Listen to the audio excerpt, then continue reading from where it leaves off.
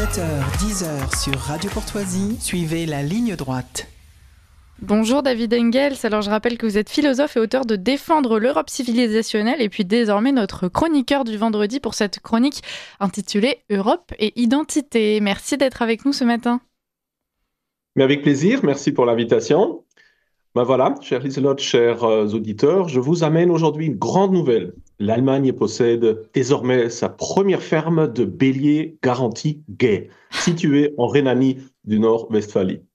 La raison, les béliers qui ne montrent pas trop d'intérêt pour les brebis et qui ne peuvent donc pas être utilisés pour la reproduction, il s'agirait environ de 8% des animaux, paraît-il, seraient éliminés en raison de leur manque d'utilité économique. Rainbow Wool Farm, maintenant, veut ainsi offrir un foyer à ces pauvres animaux tout en faisant une, je cite, déclaration de mode courageuse pour la communauté LGBTQIA+.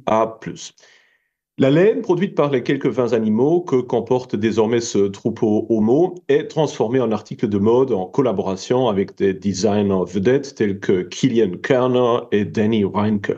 Vous aurez désormais le choix entre des casquettes folles à 79,96 €, des patchs en peluche, 34,95 € ou des lacets doux comme du mouton, 39,95 €.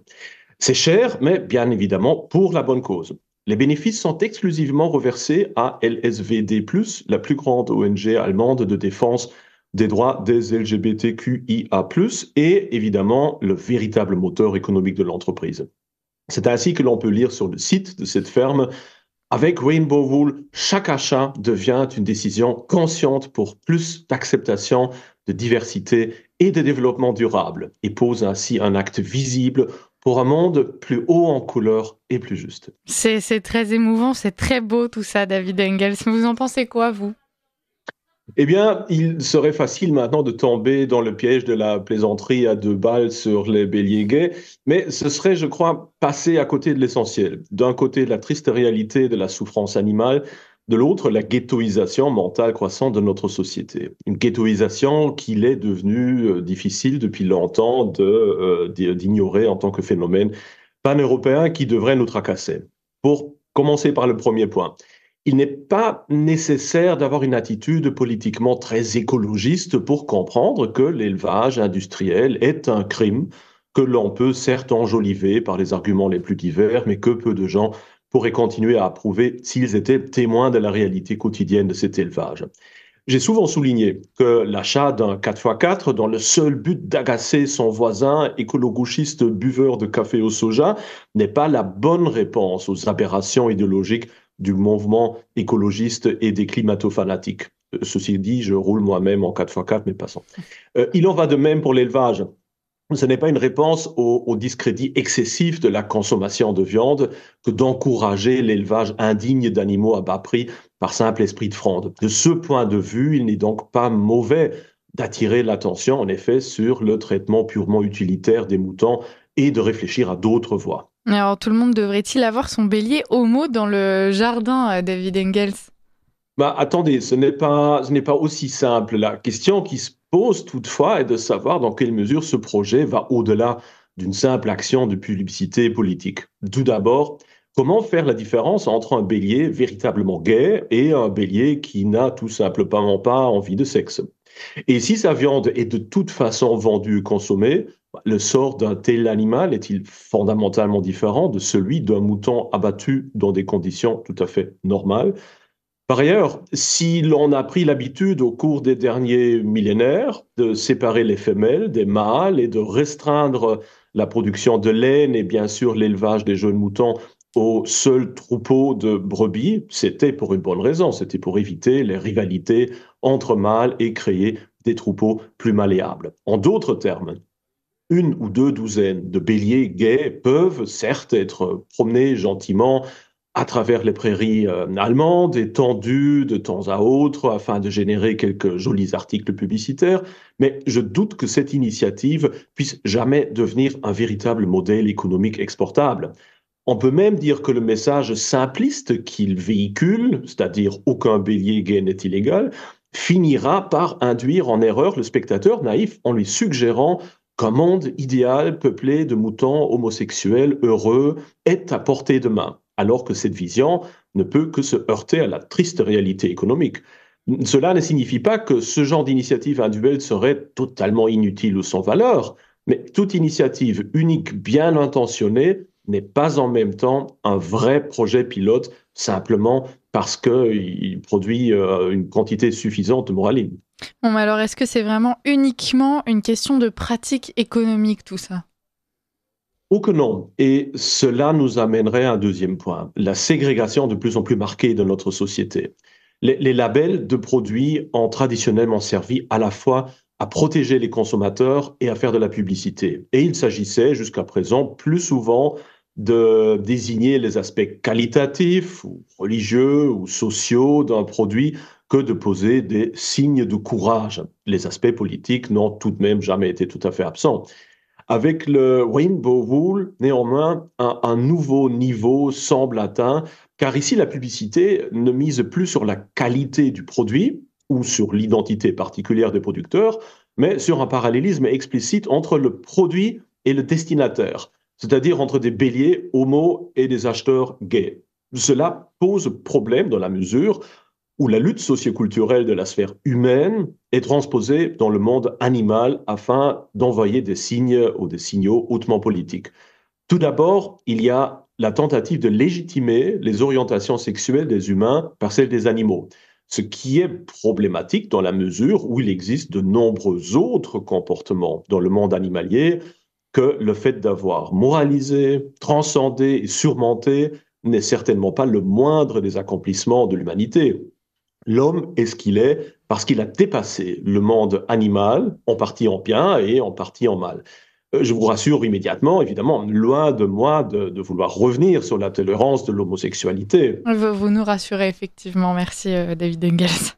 Mais l'existence d'un certain comportement animalier ne permet pas, du moins de mon point de vue, de tirer automatiquement et sans questionnement des conclusions descriptives et normatives sur un comportement analogue dans le monde humain.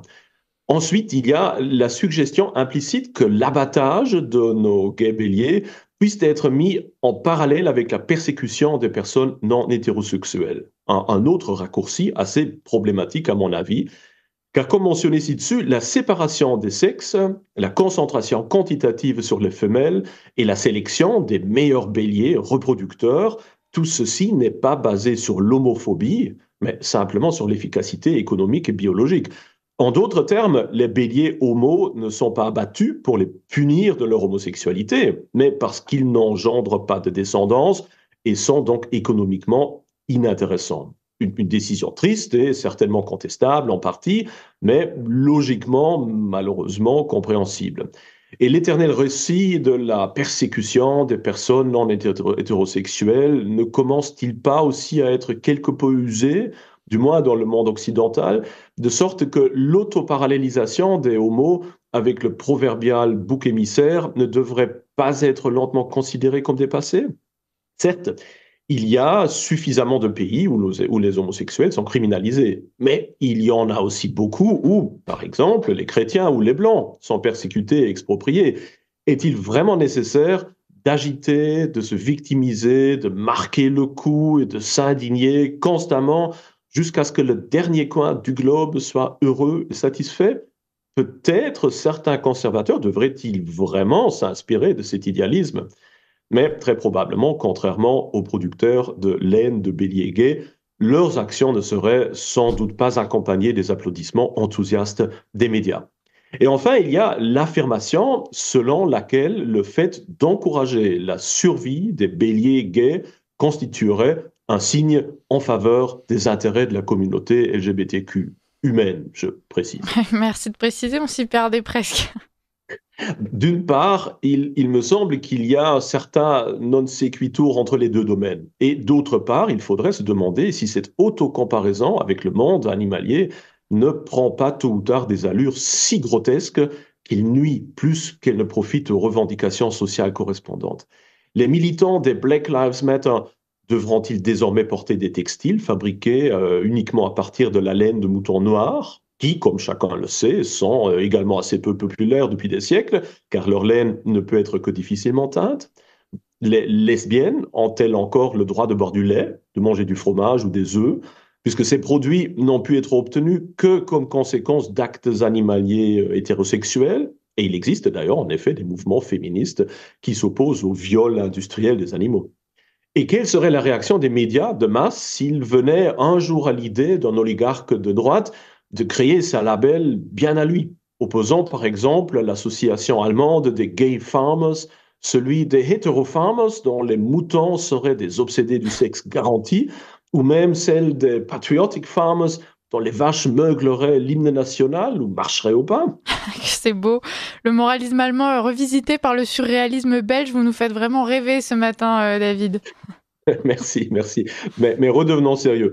En effet, il serait injuste de ridiculiser chaque action symbolique en essayant d'en déduire une règle générale absurde pour l'ensemble de la société. Néanmoins, la tentative d'associer les préoccupations sociales de certains groupes humains à un comportement économique exclusif et sélectif est tout sauf un bon signe pour la cohésion future d'une société. Celui qui, même dans sa consommation quotidienne, ne fait pas attention à la qualité objective des biens qu'il utilise, mais les choisit uniquement en fonction de ses propres préoccupations politiques, coupe également les relations avec les autres sur le plan économique et s'isole dès lors dans une bulle de plus en plus hermétique qui ne renforce pas les dynamiques centripèdes, mais plutôt centrifuges, et affaiblit ainsi la cohésion de sa société plutôt que de la renforcer. Cela peut être important en tant que signe occasionnel, et moi-même, je suis très reconnaissant pour chaque pilier heureux qui vivra désormais pleinement son homosexualité dans les prairies bucoliques de Rhénanie du Nord-Westphalie. Mais une civilisation qui ne se divise plus qu'en groupes ségrégés politiquement, religieusement, ethnoculturellement, socialement ou sexuellement, vit déjà de facto en état de guerre civile froide. Merci beaucoup David Engels pour cette chronique. Le temps file, donc je vais devoir conclure rapidement, mais on vous retrouve dès vendredi prochain. Merci.